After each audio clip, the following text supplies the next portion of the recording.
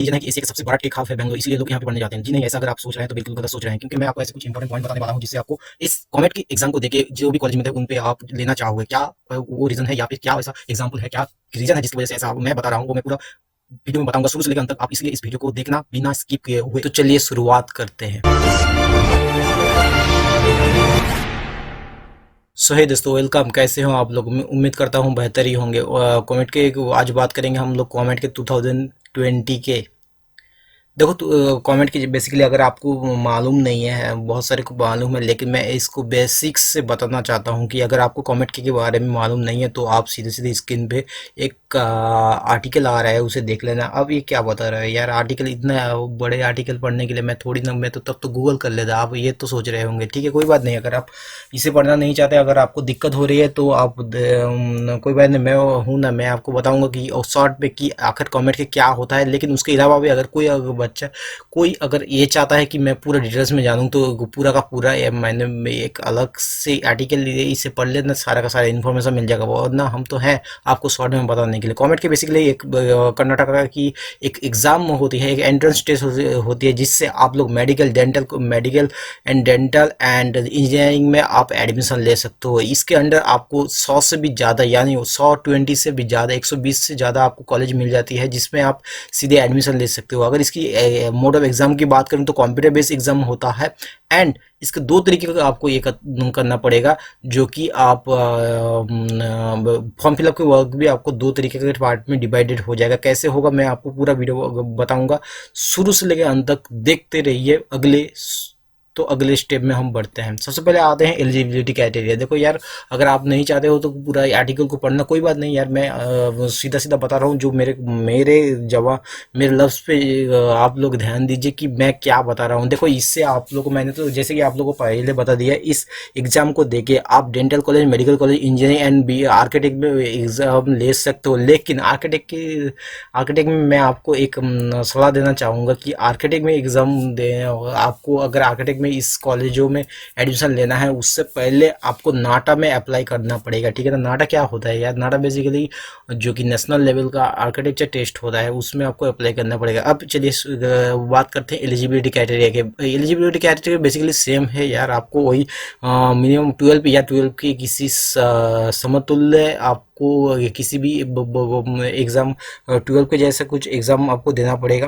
तो ये सेम चीज़ है कि आप लोग को 45% नंबर आपको 12 में या फिर 12 में लाना पड़ेगा। अगर आप SC ST OBC से बिलोंग करते हो या फिर Karnataka state SC ST OBC इन कर्नाटका स्टेट की बिलोंग करते हो तो आपको 40% लाने से भी आपका चल जाएगा, ठीक है ना। 5% आपको ये छूट मिल जाती है। जबकि आप कर्नाटका की, अगर कर्नाटक डोमिसाइल की अगर आप ये इंसान हो तो, अगर बच्चे हो तब आपको ये सुविधाएं मिल जाती है। अगर बात करें तो अगर बाकी एलिजिबिलिटी आपको 10+2 का, किसी भी 10+2 कंप्लीट करना चाहिए। अगर करंट आप 10+2 में हो या तो आप तब भी इस एग्ज़ाम के लिए एलिजिबल हो। एलिजिबल बेसिकली इस एग्ज़ाम में क्या होता है, physics, chemistry and mathematics, English and compulsory subject जो होता है उसमें आपको एडमिशन, उसके लिए आपको प्रिपेयर करना होगा। उसी के हिसाब से क्वेश्चन किया जाता है। तो पूरे 180 मार्क्स की क्वेश्चन होती है। देखो यार, मैं टोटल आपका हो गया 180 मार्क्स, ठीक है ना। हर एक सब्जेक्ट में आपको 60 क्वेश्चन, यानी 3 सब्जेक्ट को मिलाकर 60 × 3 = 180 आपको टोटल क्वेश्चन मिल जाएगा। हर एक क्वेश्चन के लिए हर एक क्वेश्चन को आप सॉल्व करोगे तो आपको टोटल फुल मार्क मिलेगा, अगर सही से किए हो तो। सबसे बड़ी इस अगर एग्जाम एंट्रेंस की बात करूं तो पूरे इंडिया में अगर कोई ऐसा इंजीनियरिंग एंट्रेंस है वो है कमेट के, जिसमें आपको नेगेटिव मार्क नहीं मिलेगा, नेगेटिव मार्क रहता नहीं, ठीक है ना। बाकी कुछ उतना खास आप अगर वो फॉर आर्किटेक्चर के लिए आपको वही सेम ये है। एंड फिजिक्स केमिस्ट्री मार्क में इसमें और भी मैंडेटरी किया गया है कि 50% एग्रीगेट मार्क्स होना ही चाहिए। एंड मैथमेटिक्स केमिस्ट्री एंड, अगर आप कर्नाटक के स्टूडेंट्स के लिए हो, अगर आर्किटेक्चर के लिए हो, देखो यार दोनों चीज़ को आप मिक्स्ड मत कर देना। अगर आप इंजीनियरिंग के लिए अगर अप्लाई कर रहे हो तो आपको 45% मार्क में हो जाएगा। लेकिन अगर आप आर्किटेक्चर के लिए एग्जाम एंड अप्लाई कर रहे हो तब आपको उसका 5% मिल जाएगा। सिमिलरली आपको ST में आपको SC ST OBC for Karnataka का स्टूडेंट के लिए आपको थोड़ा बहुत डिस्काउंट मिल जाता है, ठीक है ना। अगर आप 10+2 यानी अगर डिप्लोमा हो तब भी आप इसमें अप्लाई कर सकते हो। उसके लिए आपको 50% नंबर जो कि आपका डिप्लोमा का होना चाहिए, तो उससे लेटरल एंट्री सीधे मिल जाती है। अगर SC/ST बिलोंग करते हो तब तो आपको 45% मिलता है। बाकी जो भी ये है स्किप बेस हो रहा है आप देख लेना, उतना ज़्यादा इंपॉर्टेंट नहीं है। मैं आगे चलता हूँ। अगर बात करूँ टेस्ट पैटर्न की, टेस्ट पैटर्न पूरे मैंने कि जबकि आपको बता दिया पूरे 180 नंबर की टेस्ट है। पूरा 180 नंबर का हर एक सब्जेक्ट में आपको, फिजिक्स केमिस्ट्री मैथ हर एक सब्जेक्ट में आपको 60 में होगा।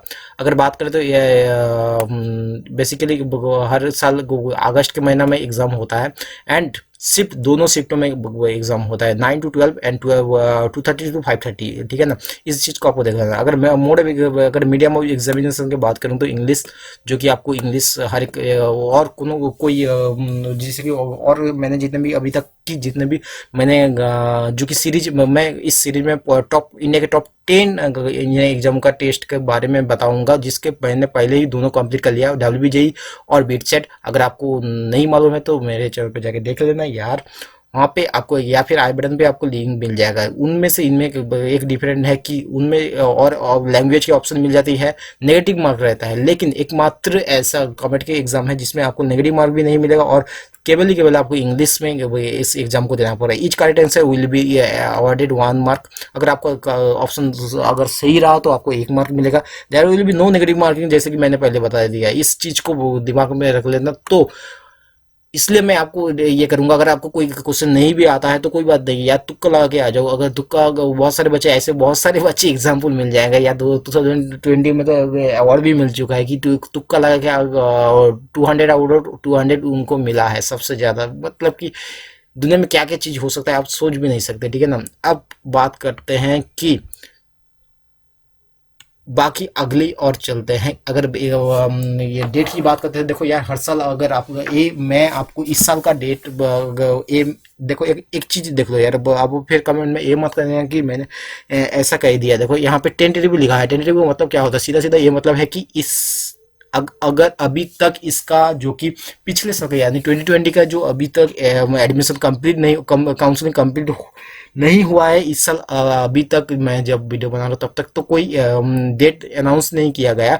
लेकिन जो उम्मीद किया जा रहा है कि अगर इसकी ये जो एडमिशन की अगर एग्ज़ाम की बात करें, जो कि आपका एप्लीकेशन प्रोसेस होगा वो 3rd वीक ऑफ फरवरी से स्टार्ट हो जाएगा, and last date of apply अगर बात करूँ तो 3rd वीक ऑफ अप्रैल।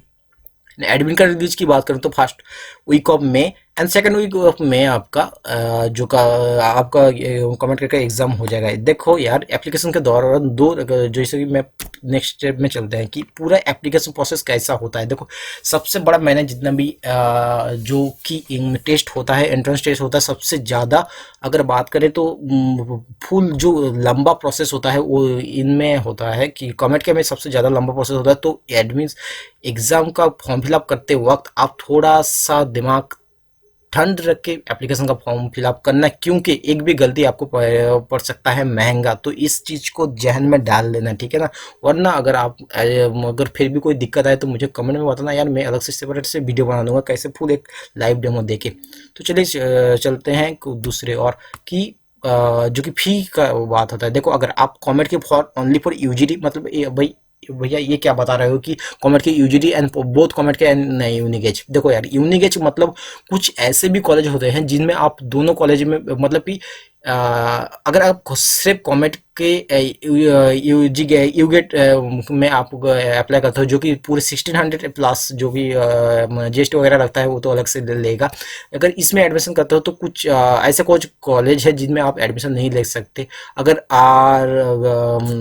आप बोथ में अप्लाई करते हो जो कि 2600 की है, उसमें आप सारा का सारा कॉलेज में एडमिशन हो सकते हो और सारा कोर्स के लिए आप एप्लीकेबल हो। इस चीज़ को दिमाग में रख लेना, ठीक है ना। मैं उम्मीद करता हूँ इस दोनों चीज़ को क्लियर कर चुका हूँ। लेकिन अगर फिर भी आपको लगता है कि क्लियर नहीं हुआ तो मुझे बताना यार, मैं बता दूंगा। कहीं पर प्रॉब्लम हो रही तो मुझे बताना, वहाँ पे मैं कर दूंगा। अब convenience of recharge and fee transaction, देखो यार इसमें अब मैं उम्मीद करता हूँ आपको ज़्यादातर प्रॉब्लम नहीं होगी। जो भी चार्ज लगेगा वो तो आपको देना पड़ेगा, तो इसको आप ज़्यादा इसे हटा के चलिए, ठीक है ना। अब इस इनमें क्या बताना है, जो बेस्ट पॉइंट है कि उस पॉइंट में मैं आपको बता रहा हूँ कि this fee is non refundable under the circumstance of including judicial and other situational areas. देखो यार, सीधी सीधी बात है कि अगर कोई भी एग्जाम ऐसा नहीं होता है कि वो आप ये एडमिशन एंट्रेंस का एग्जाम का पैसे दे चुके हैं और उसको रिफंड चाहिए, देखो ऐसा बहुत कम होता है, ठीक है ना।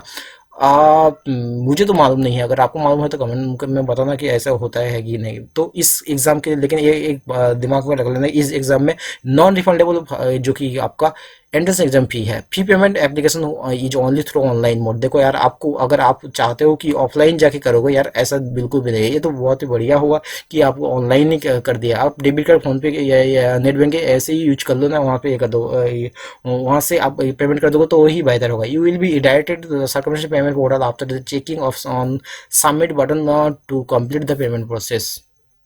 आप जब इसको कंप्लीट करोगे तो सीधा सीधा आपको सक्सेसफुल एक मैसेज आएगा, जैसे कि मैंने बता दिया आपको पहले ही, ठीक है ना। अब सारा का सारा मैं पॉइंट कंप्लीट कर चुका हूँ। अगर फिर भी कोई प्रॉब्लम रहा तो मुझे बिलो द कमेंट, वहाँ पे मैं आपको जवाब देने के लिए रेडी हूँ। वरना मेरा तो सोशल मीडिया है, वहाँ पे जाके भी मुझे पूछ सकते हो। तो चलिए शुरू अगले और चलते हैं। सबसे बड़ी बात जो कि आप प्रिपरेशन को आप कितने लेवल पे आप प्रिपरेशन करो। सबसे बड़ी बात तो इस एग्जाम के लिए कोई भी अलग से प्रिपरेशन नहीं करना पड़ेगा। मैं पीछे वीडियो में बता रहा था, जो कि आई बटन पे लिंक आ रहा है कि बिट सेट में आपको अलग से प्रिपरेशन करना पड़ता है as compare to JEE main and advance, ठीक है ना। लेकिन इस एग्जाम आप बोर्ड के बराबर इस एग्जाम को समझ सकते हो। इस एग्जाम में आपको अलग से कुछ पढ़ना नहीं पड़ता। बेसिकली आप जो भी आपको 11-12 में आप पढ़ते हो पीसीएम में, वही आता है। अगर डिफिकल्टी लेवल की बात करूँ तो एज कम्पेयर टू अदर्स मैंने भी जितना ये दिया है, या फिर जितना सर्वे से पता चला है कि सबसे अगर आसान एंट्रेंस होता है वो होता है गवर्नमेंट के, तो जरूर देना आप लोग।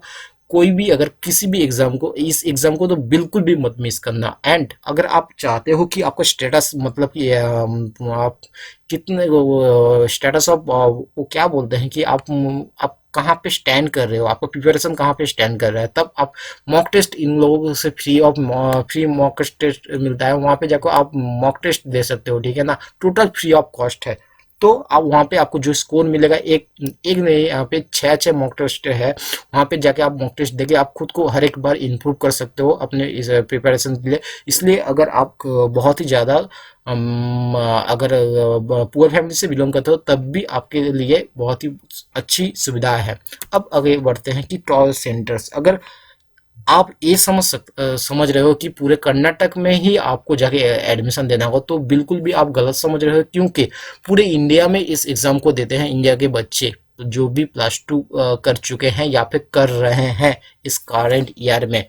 हर एक सिटी में, हर एक स्टेट में 10-12 ऐसे सेंटर होता है जहाँ पे आप जाके अपने अपने अपने शहरों में जाके आप अपना एंट्रेंस टेस्ट दे सकते हो। मैंने कुछ सिटी मेंशन किया और बाकी सिटी मैंने मेंशन नहीं किया। आप अपने अपना, अगर आपको फिर भी कहीं पे दिक्कत हो रही है सिटी चूज करने में, तो मुझे कमेंट में बताना। आपके हिसाब से आप अपना स्टेट बताना, मैं आपके स्टेट और डिस्ट्रिक्ट बताना, मैं उनके हिसाब से मैं आपका जो भी सेंटर होता है एग्जाम सेंटर, मैं वो बता दूंगा।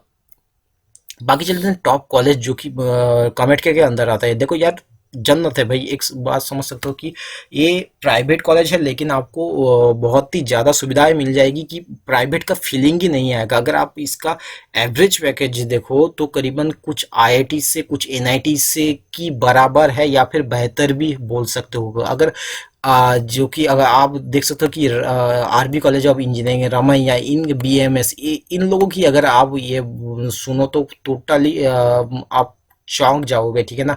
जो कि एंड सबसे बड़ी बात, ये जो रमैया कॉलेज है, इनमें आप आपको सब मालूम होगा शायद, बायजूस के जो को फाउंडर है, मतलब कि जो कि फाउंडर की वाइफ है, वो यहीं से पढ़ा अपने जो इंजीनियरिंग कंप्लीट की है।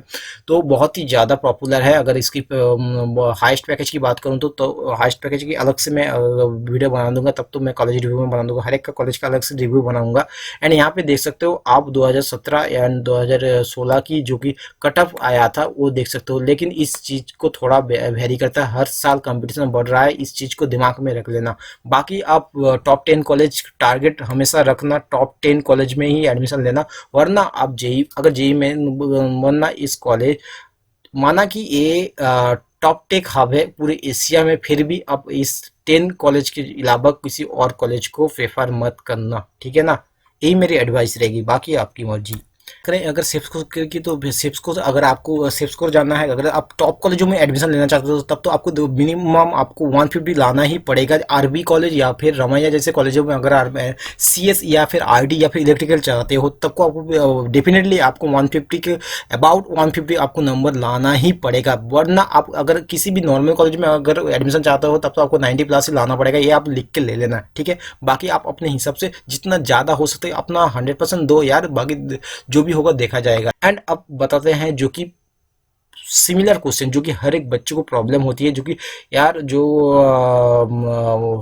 What computer knowledge is required to appear for the computer based test mode. देखो यार बेसिक सा क्वेश्चन है, ऐसे बहुत सारे क्वेश्चन मैंने मेंशन कर दिया जो कि हर एक बच्चे को, ज़्यादातर बच्चे 99.99% जितने भी लगा सकते हो 9, तो उतना परसेंट बच्चे को जो कमेंट जो प्रॉब्लम होती है मैं उसे मेंशन कर दिया है। फिर भी अगर आपको कोई भी इंक्वायरी रहेगा इनमें से आपको समझ में नहीं आ रहा है तो below the comment I will reply as early as possible.